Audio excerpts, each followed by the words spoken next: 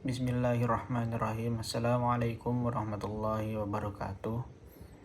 Alhamdulillahirrabbilalamin. Wabihi nasta'in ala umurid dunya waddin. Wassalatu wassalamu ala ashrafil anbiya'i wal mursalin Sayyidina Muhammad wa ala alihi wa sahbihi ajma'in.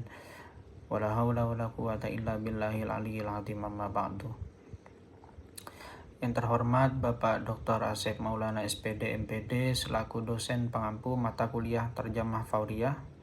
Perkenalkan, nama saya Helmi Irsyadul Maulana dengan NIM 2321010200034. Mahasiswa Program Studi Pendidikan Bahasa Arab kelas B4 angkatan 2023, mahasiswa di Universitas Islam Negeri Kiai Haji Ahmad Siddiq Jember. Ingin mempresentasikan hasil terjemah dari video bahasa Arab untuk memenuhi tugas ujian akhir semester 6 mata kuliah Terjemah Fauriyah. Video yang akan kami terjemah ini yakni berjudul Ma hiya fawaidu ta'allumil lughatil arabiyyah, apa manfaat belajar bahasa Arab. Langsung saja kita ke videonya. السلام عليكم ورحمة الله وبركاته، وأهلا وسهلا بكم وأسعد الله صباحكم. اليوم سنكون مع دردشة صباحية لغوية. أنا كما قلت لكم أقرأ في التعليقات عددا من الأسئلة، وعندما أجد سؤالا يحتاج إلى تسجيل مستقل فأسجله. أمس ورد سؤال يقول: حبذا لو تتكلم عن الفوائد التي يحصلها الإنسان من تعلم اللغة العربية. سؤال جيد وسؤال يحتاج إلى تأمل الآن. في البداية لا بد أن نقول إن تعلم أي لغة يعد مفيدا لتعرف ثقافة شعب، لنمو ذهني، لكثير من الأمور التي تجعل الإنسان أكثر قدرة على التواصل مع الحياة، وأكثر قدرة على التفاؤل، وأكثر قدرة على الانشغال بالأمور الهامة والابتعاد عن الأمور السلبية. فتعلم أي لغة مفيد. Assalamualaikum warahmatullahi wabarakatuh. Selamat datang dan selamat pagi. Semoga pagi Anda menyenangkan. Hari ini kita akan mengadakan obrolan pagi bertema bahasa. Seperti yang saya katakan, saya membaca sejumlah pertanyaan di kolom komentar. Ketika saya menemukan pertanyaan yang perlu rekaman terpisah, saya mencatatnya. Kemarin ada sebuah pertanyaan yang berbunyi, bisa Anda berbicara tentang manfaat yang diperoleh seseorang dari mempelajari bahasa Arab? Itu pertanyaan yang baik dan layak direnungkan. Pada awalnya perlu kita katakan bahwa mempelajari bahasa apapun itu bermanfaat untuk mengenal budaya suatu bangsa dan untuk perkembangan kognitif dalam banyak hal. Hal-hal tersebut membuat seseorang menjadi lebih mampu berinteraksi dengan kehidupan, lebih optimis dan lebih terlibat dalam urusan-urusan penting sehingga menjauh dari hal-hal negatif. Jadi mempelajari bahasa apapun itu berguna. اللغة العربية كما هو معروف لغة تاريخية، لغة عريقة، تعد من أقدم اللغات في العالم، التي ما تزال مستعملة منذ أكثر من 1500 عام. فهذه اللغة التي نستعملها الآن، اللغة العربية، مجرد أن تقول إنك تتعلم لغة مليئة بالتاريخ فهذه فائدة. لكن هذا الكلام ربما لا يهم الكثيرين. يعني هناك أشخاص يقولون لك: وأنا لا تهمني المسألة التاريخية، ولا تعنيني أن تكون اللغة عريقة أو أن تكون اللغة لها تاريخ كبير، أنا أريد الفوائد الحياتية التي أستطيع أن أحصلها من تعلم اللغة العربية. Bahasa Arab, sebagaimana diketahui, adalah bahasa bersejarah dan bahasa yang terhormat, termasuk salah satu bahasa tertua di dunia yang masih digunakan lebih dari 1500 tahun.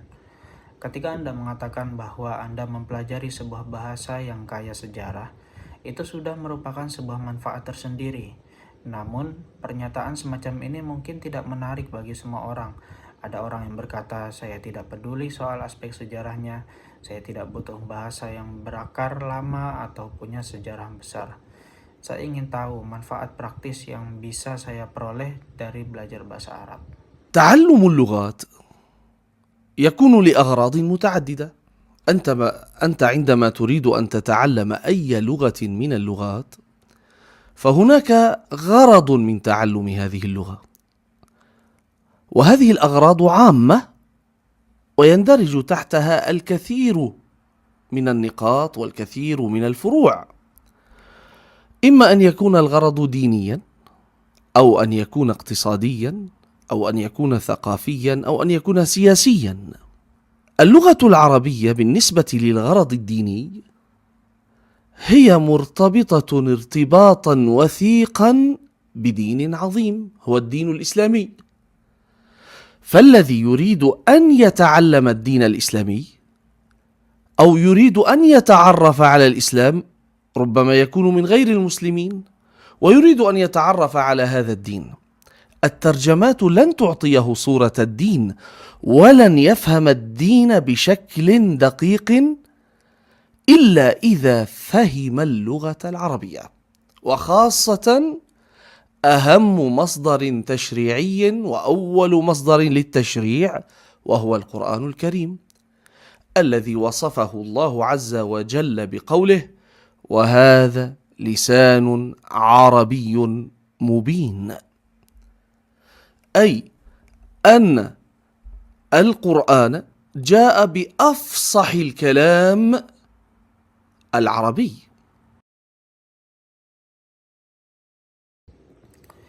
Belajar bahasa Arab dilakukan untuk berbagai tujuan. Ketika Anda ingin mempelajari suatu bahasa, ada tujuan tertentu di balik pembelajaran itu. Tujuan ini bersifat umum dan mencakup banyak poin serta cabang. Tujuan tersebut bisa bersifat keagamaan, ekonomi, kultural, atau politik. Untuk tujuan keagamaan, bahasa Arab terkait erat dengan agama besar, yaitu agama Islam. Seseorang yang ingin mempelajari agama Islam atau ingin mengenal Islam, mungkin dia bukan Muslim, biasanya ingin memahami agama ini secara langsung. Terjemahan saja tidak memberi gambaran agama secara lengkap, dan seseorang tidak akan memahami agama itu secara akurat kecuali ia memahami bahasa Arab, terutama sumber hukum utama dan sumber pertama syariat, yaitu Al-Quranul Karim. Allah Subhanahu wa Ta'ala menggambarkan dengan firman-Nya, "Wahada lisanun arabiyyun mubin," yang menunjukkan bahwa Al-Quran disampaikan dengan bahasa yang paling fasih. وهنا أعيد وأكرر: القرآن الكريم يصف النص العربي مقارنة مع الكلام العربي، يعني لا يقارن اللغة العربية بغيرها حتى يكون فهمنا مستقيما. الله عز وجل عدل، كل لغة لها أهمية، وأعطى لكل إنسان لغة يستطيع أن يتفاهم من خلالها مع الناس، فالتفاضل في القرآن لا يقارن الله عز وجل بين اللغة العربية وبين غيرها من اللغات، وإنما الله عز وجل يبين في كثير من الآيات أن هذا القرآن من لغتكم أيها العرب، يقول للذين كفروا به، للذين لم يؤمنوا به، إن هذا القرآن من لغتكم، وهو مبين واضح، وهو من أعلى الكلام ومن أبلغ الكلام، فلا تستطيعون أن تأتوا بمثله، وكذلك لماذا لا تؤمنون به وهو يأتيكم بالحقائق؟ إذن هذه نقطة يعني كما يقال بين قوسين، أننا لا نقول إن اللغة العربية أفضل من اللغات الأخرى، ومن يقول هذا الكلام هو متعصب ويحاول أن يوجد أشياء لا يوجد فيها نص ديني، لا يوجد نص ديني قال إن اللغة العربية أفضل من باقي اللغات، لا يوجد أبدا. النصوص الحديثية إما ضعيفة أو موضوعة، يعني التي وردت منسوبة إلى النبي عليه الصلاة والسلام. وأما القرآن فهو يصف النص القرآني مقارنة مع اللغة العربية، ليس مقارنة مع اللغات الأخرى. تمام. Saya ulangi dan tekankan, Al-Quran menggambarkan teks Arab itu sendiri bila dibandingkan dengan ungkapan Arab, bukan membandingkan bahasa Arab dengan bahasa lain. Artinya, Al-Quran tidak menilai bahasa Arab lebih tinggi dari bahasa lain secara umum.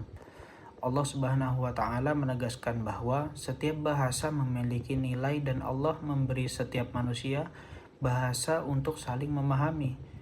Dalam banyak ayat Allah menjelaskan bahwa Al-Quran datang dari bahasa kalian, wahai orang Arab, dan bahwa ia jelas serta gamblang. Al-Quran disampaikan dengan kalimat yang paling fasih dan paling mengena, sehingga kalian tidak akan mampu menghadirkan yang serupa dengannya. Oleh karena itu, mengapa kalian tidak beriman padanya, padahal itu menyampaikan kebenaran? Jadi, perlu ditegaskan bahwa kita tidak mengatakan bahasa Arab lebih baik dari bahasa lain. Siapa yang mengklaim demikian bersikap fanatik dan mencoba menambahkan hal-hal yang tidak didukung oleh teks agama.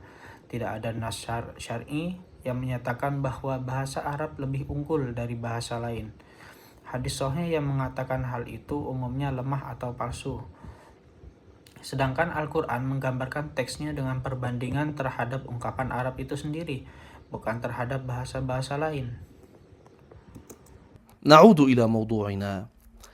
طيب، أنا أريد أن أتعلم اللغة العربية لأفهم القرآن. هذه أول فائدة، وهي فائدة عظيمة، لأنك قد تقرأ تفاسير مترجمة، وقد تقرأ آراء الناس في النص القرآني أيضا مترجمة، لكن عندما تتقن اللغة العربية وتفتح القرآن الكريم تقرأ النص المنزل من الله باللغة العربية، فتستطيع أن تفهم مراد الله أنت، وتستطيع أن تتعرف على حقيقة النص القرآني بلغته التي أنزل بها. وكذلك الحديث النبوي، أنت عندما تفهم اللغة العربية ستبدأ بقراءة النص الحديثي قراءة معتمدة على مخزونك اللغوي، فعندما تصبح متقنا لهذه اللغة ستستطيع أن تفهم المراد من الحديث. لن تلجأ إلى الترجمات، لأن هناك ترجمات تكون أحيانا نابعة من فهم الإنسان، يعني يترجم الحديث ومعه فهمه وفكره واعتقاده، فيضع لك أفكاره في هذا الحديث. Kembali ke pokok pembicaraan, saya ingin belajar bahasa Arab agar bisa memahami Al-Quran. Ini adalah manfaat pertama, manfaat yang sangat besar. Anda mungkin membaca tafsir yang diterjemahkan atau membaca pendapat orang tentang teks Al-Quran yang juga diterjemahkan.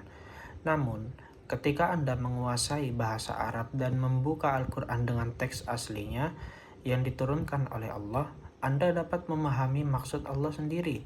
Anda juga dapat mengenali hakikat teks Al-Quran dalam bahasa yang diturunkan kepadanya. Demikian pula pada hadis Nabi, ketika Anda memahami bahasa Arab, Anda akan mulai membaca teks-teks hadis dengan mengandalkan perbendaharaan bahasa Anda. Setelah mahir dalam bahasa ini, Anda akan mampu menangkap maksud hadis tanpa harus bergantung pada terjemahan.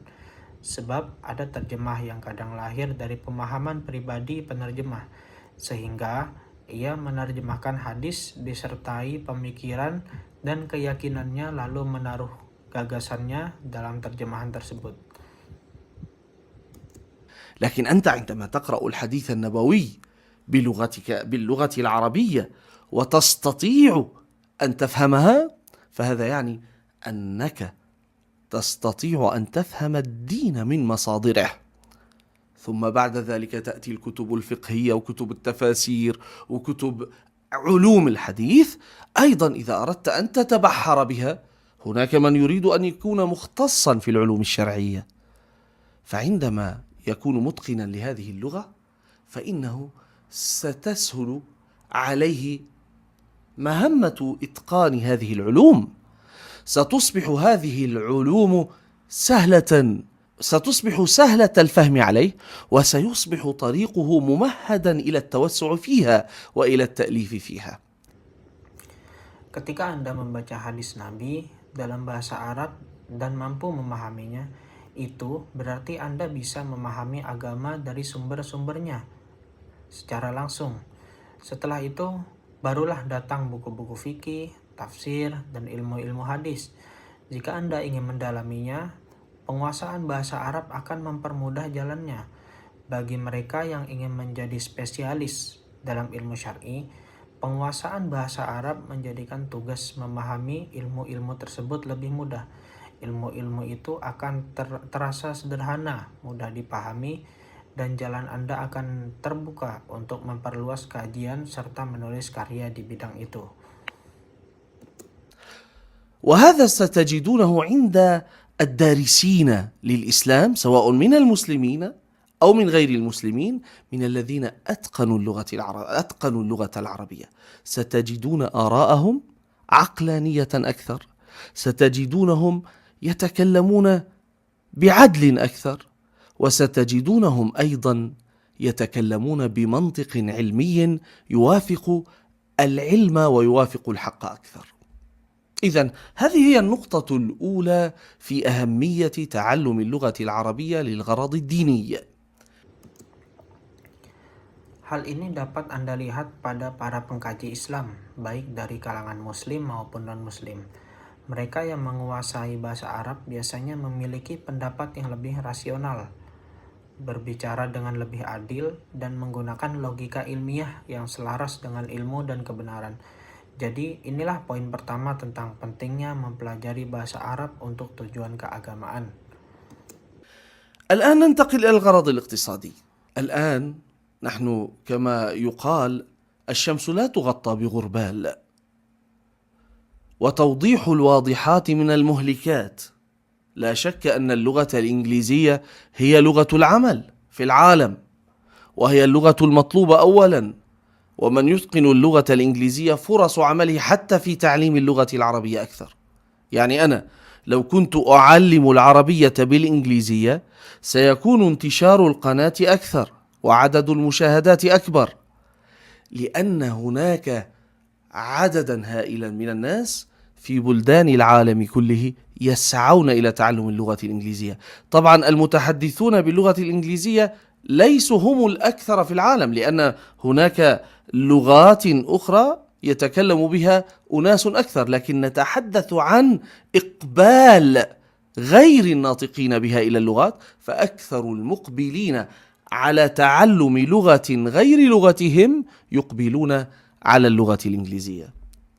حتى في البلاد العربية لن يطلب منك أن تتقن العربية، وإنما يطلب منك هل تتقن الإنجليزية؟ وفرص العمل تكون أكثر. Sekarang kita beralih ke tujuan ekonomi. Seperti kata pepatah, matahari tidak bisa ditutup dengan saringan. Menjelaskan hal yang sudah jelas adalah hal yang melelahkan. Tidak diragukan lagi bahwa bahasa Inggris adalah bahasa kerja dunia dan menjadi bahasa yang paling dibutuhkan. Orang yang menguasai bahasa Inggris memiliki peluang kerja lebih besar, bahkan dalam bidang pengajaran bahasa Arab. Misalnya, jika saya mengajar bahasa Arab menggunakan bahasa Inggris, jangkauan saluran saya akan lebih luas dan jumlah penonton yang akan lebih banyak. Karena ada jumlah besar orang di seluruh dunia yang berusaha mempelajari bahasa Inggris. Tentu saja penutur asli bahasa Inggris bukanlah kelompok terbesar di dunia, karena ada bahasa lain dengan penutur lebih banyak. Tetapi, yang kita bicarakan adalah antusiasme non-penutur asli terhadap bahasa asing. Sebagian besar orang yang belajar bahasa selain bahasa ibu mereka cenderung memilih bahasa Inggris. Bahkan di negara-negara Arab, yang ditanyakan bukanlah apakah Anda menguasai bahasa Arab, melainkan apakah Anda menguasai bahasa Inggris. Peluang kerja pun menjadi lebih banyak. طيب إذا ما الفائدة الاقتصادية من تعلم اللغة العربية؟ هل ثمة فائدة اقتصادية من تعلم اللغة العربية؟ نعم، ليست بمستوى الفائدة الاقتصادية التي تتمتع بها اللغة الإنجليزية أو كثير من اللغات الأخرى، ولكنها لها سوقها، وسوقها يتوزع أولا على التعليم. سوق التعليم من ناحية الاستثمار الاقتصادي. وطبعا أنا أقول لكم يعني لن تصبح غنيا بتعليم اللغة العربية إلا إذا كان الله قد قدر لك فتحا ما، يعني بحيث يصبح طلابك أعدادهم هائلون، مراكز علمية كبيرة تعطيك مبالغ كبيرة، وقتها يمكن أن تصبح غنيا وأنت تعلم اللغة العربية. Lalu apa manfaat ekonomi dari belajar bahasa Arab? Apakah benar ada manfaat ekonomi? Ya, ada. Meskipun tidak sebesar manfaat ekonomi yang dimiliki bahasa Inggris atau banyak bahasa lain. Namun, bahasa Arab tetap memiliki pasarnya sendiri. Yang pertama-tama berada di sektor pendidikan. Dari sisi investasi ekonomi, pasar pendidikan ini nyata. Tentu saja saya katakan Anda tidak akan menjadi kaya hanya dengan mengajar bahasa Arab, kecuali jika Allah memberi Anda suatu pembukaan besar sehingga jumlah murid Anda sangat banyak. Misalnya terbentuk pusat-pusat ilmiah besar yang memberikan bayaran besar. Saat itu barulah mungkin Anda bisa menjadi kaya dengan mengajar bahasa Arab.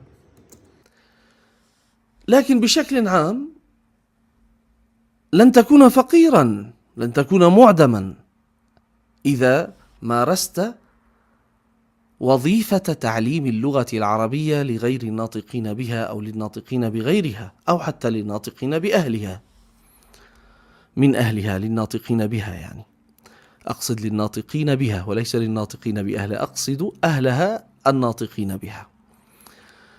فإذا أردت أن تدخل السوق الاقتصادي، سوق التعليم، لأن هناك مصطلحا منتشر الآن وموجود هو الاقتصاد اللغوي، اللغة والاقتصاد. فاللغة تمثل منتجا يمكن أن يستثمر اقتصاديا. فأنت في التعليم نعم. Namun secara umum, Anda tidak akan menjadi miskin atau melarat jika menjalani profesi mengajar bahasa Arab, baik kepada non-penutur, penutur bahasa Arab lain, maupun penutur asli bahasa Arab sendiri. Maksud saya, mengajar kepada orang Arab yang bahasa ibu mereka Arab juga memiliki pasar. Jadi, jika Anda ingin masuk ke pasar ekonomi, maka jalurnya adalah sektor pendidikan. Saat ini ada istilah yang populer, yaitu ekonomi bahasa. Bahasa dan ekonomi, bahasa dipandang sebagai sebuah produk yang bisa diinvestasikan secara ekonomi. Maka dalam bidang pendidikan memang ada banyak pelajar bahasa Arab, khususnya dari kalangan non-penutur asli. Strategi yang digunakan dalam terjemahan ini yaitu strategi pungutan atau borrowing. Strategi pungutan merupakan strategi penerjemahan yang dilakukan dengan mengambil kata atau frasa secara langsung dari bahasa sumber, kemudian menggunakannya dalam bahasa sasaran. Strategi pungutan terbagi menjadi dua jenis, yaitu pungutan murni dan naturalisasi. Pungutan murni, kata atau istilah dari bahasa sumber digunakan apa adanya dalam bahasa sasaran tanpa mengalami perubahan bentuk. Kata tersebut tetap dipertahankan sesuai bentuk aslinya dan tidak mengalami penyesuaian. Contoh, bahasa Arabnya wakhosotan ahammu masdari tashri'i awwalu masdarin litashri' wa huwal Qur'anul Karim, yaitu diterjemahkan dengan terlebih lagi sumber syariat yang paling utama adalah Al-Qur'anul Karim. Lalu naturalisasi merupakan bentuk pungutan yang melibatkan sedikit penyesuaian terhadap kata yang diambil dari bahasa sumber agar sesuai dengan kaidah atau karakteristik bahasa sasaran. Penyesuaian tersebut dapat berupa perubahan pelafalan maupun penulisan sehingga istilah yang digunakan lebih mudah diterima dalam bahasa sasaran. Contoh bahasa Arabnya, Annal Qur'ana ja'a bi afshahil kalamil arabi, yang diterjemahkan dengan Al-Quran diturunkan dengan bahasa Arab yang paling fasih.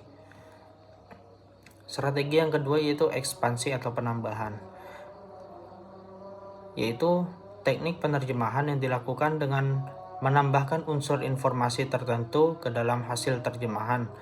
Penambahan tersebut bertujuan untuk memperjelas makna atau memberikan konteks yang lebih mudah dipahami oleh pembaca atau pendengar dalam bahasa sasaran. Contoh bahasa Arabnya mayuridu ayyakuna mukhtasson fil ulumi syar'iyyah, yang diterjemahkan bagi orang yang ingin menjadi ahli dalam bidang ilmu-ilmu keislaman. Strategi ketiga yaitu reduksi atau pengurangan. Strategi pengurangan merupakan strategi penerjemahan yang digunakan untuk mengurangi atau menyederhanakan unsur-unsur tertentu yang dianggap kurang penting, berlebihan, atau tidak terlalu relevan dengan konteks bahasa sasaran. Dengan demikian, pesan utama dari teks sumber tetap dapat tersampaikan secara efektif. Contoh, satusbihu hadhil ulum sahlatan, satusbihu sahlatal fahmi alaih, yang diterjemahkan dengan proses mempelajari dan mendalami ilmu-ilmu tersebut akan menjadi lebih mudah. Lalu kesimpulan yang kita dapat ambil yang pertama yaitu belajar bahasa apapun bermanfaat karena membuka wawasan budaya, melatih kognisi, meningkatkan kemampuan berkomunikasi, serta menjauhkan dari hal-hal negatif. Yang kedua yaitu bahasa Arab adalah bahasa bersejarah yang masih digunakan lebih dari 1.500 tahun. Sehingga mempelajarinya berarti mengakses warisan budaya dan sejarah yang kaya. Yang ketiga yaitu tujuan belajar bahasa Arab bisa beragam, bisa agama, ekonomi, budaya maupun politik, tergantung kebutuhan pembelajarnya.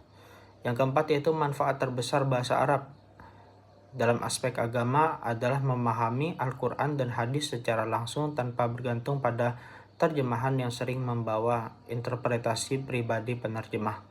Yang kelima yaitu penguasaan bahasa Arab mempermudah studi ilmu syar'i yang terdiri dari termasuk fikih, tafsir, dan hadis, menjadikan pemahaman lebih mendalam dan membuka jalan untuk peneliti serta penulisan karya ilmiah. Yang keenam yaitu orang yang menguasai bahasa Arab cenderung lebih rasional dan adil dalam membahas Islam, baik Muslim maupun non-Muslim, karena mereka memahami teks dari sumber aslinya. Yang ketujuh yaitu secara ekonomi, bahasa Inggris tetap dominan sebagai bahasa kerja global, tetapi bahasa Arab tetap memiliki pasar tersendiri, terutama di bidang pendidikan. Kedelapan, mengajar bahasa Arab memiliki nilai ekonomi meski tidak sebesar bahasa Inggris. Peluangnya ada di sektor pendidikan, terutama bagi non-penutur asli. Kesembilan yaitu bahasa dipandang sebagai produk ekonomi atau ekonomi bahasa, sehingga bahasa Arab juga bisa menjadi komoditas yang diinvestasikan melalui pengajaran dan pembelajaran. Yang terakhir, yang ke-10 yaitu belajar bahasa Arab memberi manfaat ganda. Selain memperdalam agama, juga membuka peluang dalam pendidikan, penelitian, dan interaksi lintas budaya. Mungkin sekian video tugas ujian akhir semester Terjemah Fauriyah. Terima kasih. Wassalamualaikum warahmatullahi wabarakatuh.